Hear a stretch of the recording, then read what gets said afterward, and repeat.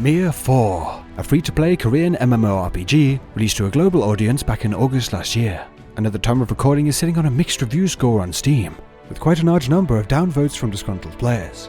With such a reception, it's surprising to see still so many streaming, creating content, and actually playing the game.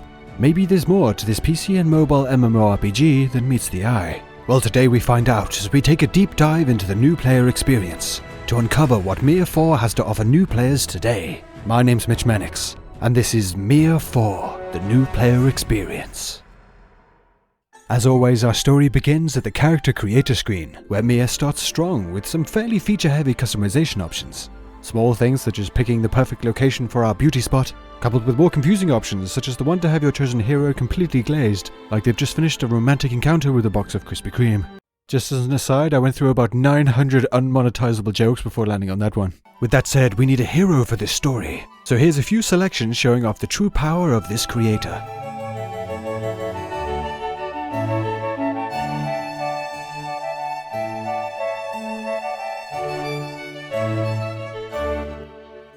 Okay, I think I might have gone too far this time. But of course, such silly things won't do, so let me introduce you to the hero of our first impressions journey. Globits. With our handsome Lancer class confirmed, we take our first step into the game. Our journey begins and we are introduced to a fairly typical trope in Korean RPGs, the obligatory annoying sidekick that will accompany us on our adventure. In a fix? How could you have possibly got that impression? The game's introduction walks us through the basic controls and mechanics of the MMO, with a variety of attacks as well as dodge rolling playing a part in combat. Also showcased during the game's introduction, and something that does well to set it apart from other offerings such as Bless Unleashed or BDO, is the game's acrobatics and use of verticality in its movement system.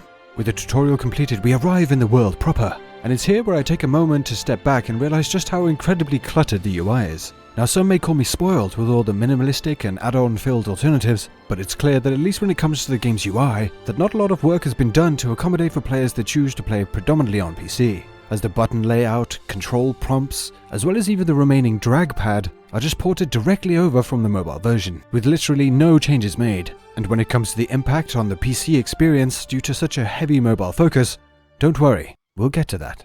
What pleasantly surprises me though is just how well the game runs. In my over 70 hours with the game, it ran extremely well, without a single frame drop even during raid content with numerous players on screen.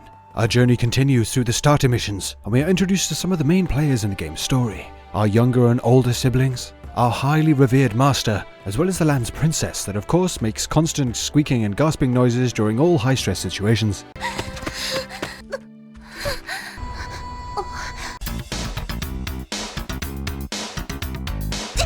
And this is no wonder, as the princess in the early hours of the game spends a lot of her time running from attackers and needing care and protection from the dangers of the land, for reasons revealed later on in the story. Face.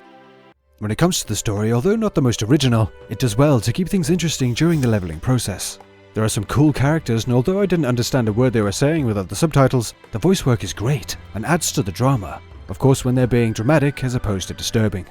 강화 버튼을 터치. 간단하지?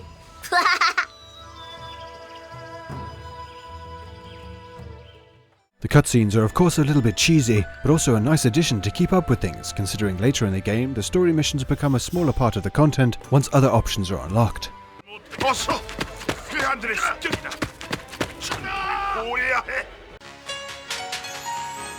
LOL. Progressing through the game, it's revealed that our high-pitched companion is actually only one of many summonable spirits, attached to a whole upgrade system containing all sorts of nightmare fuel companions to upgrade and customize for player loadouts, featuring what I suspect to be a distant relative of Globits, a monkey that might as well be a mascot for caffeine pills, as well as the most haunted wolf in existence, tortured by the thought of not dropping a like on the video. When it comes to content, Mir4 provides a range of PvE-focused activities to get involved in. A huge amount of missions for each zone, with 4 tiers of difficulty, requests that act more like your standard side quests given by NPCs, as well as the mystery system, which demands a bit more consideration from players from the previously mentioned content mainly focused around gathering or taking out a large number of mobs within a zone, with mysteries having more of an overarching story, with boss battles mixed in. I get the feeling that I'm okay is no longer okay. An interesting addition is the portal system, which transports players to locations teeming with leveling, gathering and loot-filled opportunities to inhabit for a set period of time. Kind of a one-stop shop to boost progress whatever the focus may be. The gameplay loop while leveling will be utilizing the various offerings for gear and experience in working your way through the game's zones and ticking off missions following the main storyline. 문의 여인이 천파 공주님이란 말인가?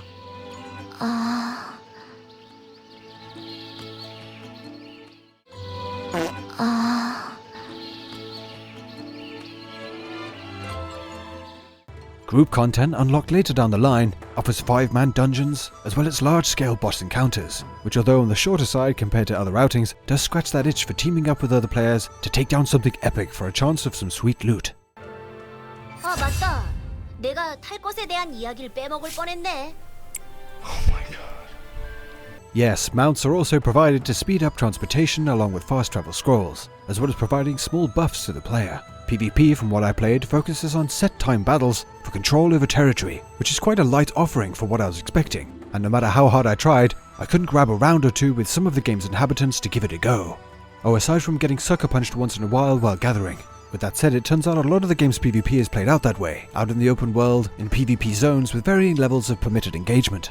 The game sports a full and detailed crafting and gathering system, which works really well at not only a means to create utility items and upgrades on your journey, but also includes great quality of life features, such as the ability to click a component or ingredient and see exactly what sources and with it content you can chase to obtain it.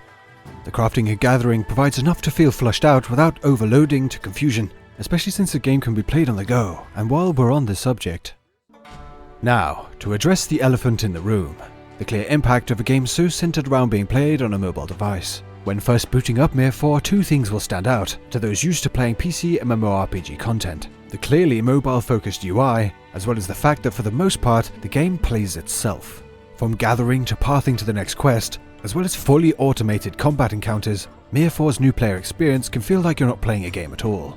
And I will admit, for a game that I booted up on the PC marketplace, I spent the first 10 hours or so feeling like the developers have released the game to a PC audience as part of a horrible practical joke. And now, Mitch finds himself challenged by an elite mini-boss, standing in his way.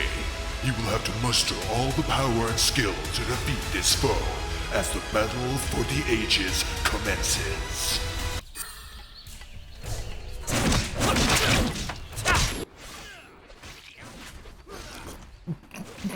As releasing a game on PC that actually has less features and clearly less consideration than its mobile counterpart begs the question of why release it on the platform at all if you can play it on mobile. All of the auto-pathing features and giant button prompts help to prop up a decent mobile experience but come across as jarring and frankly obnoxious when experiencing the same on PC, for me at least. But I still wanted to uncover as much as I could since opinion was so divided around the Western release, and could see from content and live streams that there must be something more than simply sitting in front of a game that plays everything out for you. So swapped out a bunch of keybinds, made a few custom mouse macros, and disabled all the automatic combat controls, and pressed on through the levels. It was around about level 35 where things started to shift during gameplay. No longer was mindlessly stacking up missions and setting it to sort itself out viable for content in my level range. And instead, both during missions at around level 40, as well as dungeon and raid content, I was actually playing the game, setting out my abilities, bar swapping into combos, and dodge rolling out of attacks, enchanting my gear to boost specific beneficial stats for my class, and keeping a keen eye out for other players while gathering, to be ready to defend myself, and even getting killed from time to time, while my insanely happy-looking companion stared psychotically off into the distance, and finally finding a location where Globit's ridiculous facial expression didn't look out of place. Joking aside, the old hat and overused expression, "it gets good after X amount of hours," could not be more on point with Mir4, as I'm sure that one of its biggest reasons for such a poor reception on PC at least, is the experience in the early hours from players coming from other MMO offerings on the platform, who after only a few hours with the game chalk it up to a mindless auto-playing time vampire rather than it having anything legitimate to offer in its gameplay, which once you progress far enough in the game, it certainly does. There are of course other issues such as the botting in the game being so rampant in areas, as well as at its core nearly all of the questing content being tasks consisting of killing large groups of enemies over and over, something that adds accessibility to mobile play but feels oversimplified for PC. The game sports an insane amount of upgradable elements and unlockables to progress your character, and although chance-based upgrade systems aren't really my sort of thing, would definitely appeal to a certain type of player. Just because something is in my bag doesn't mean I can't see the appeal it can have. Games such as Lost Ark and BDO have similar structures with thriving player bases, and for those that love to grind out content to grow their power and take on ever more challenging content, can get that in Mir4, hidden under the surface of a new player experience that understandably can quickly leave a bad impression to those booting the game from the Steam stores.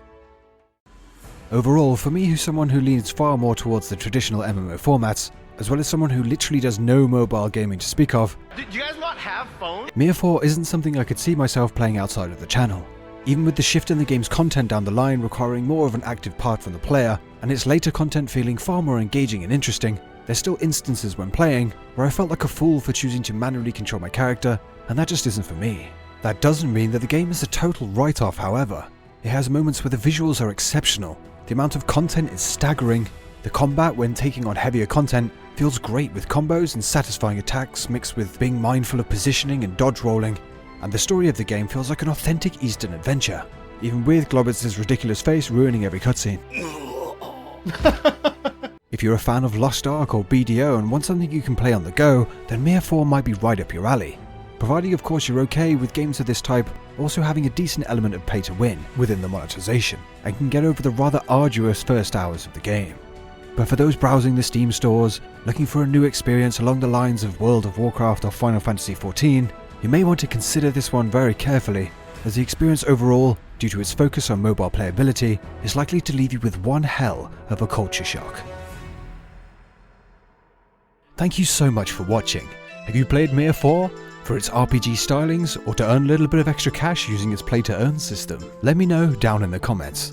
Please drop a like on the video if you enjoyed it, and consider subscribing to the channel for all sorts of RPG greatness. Thanks again, and I'll see you in the next video.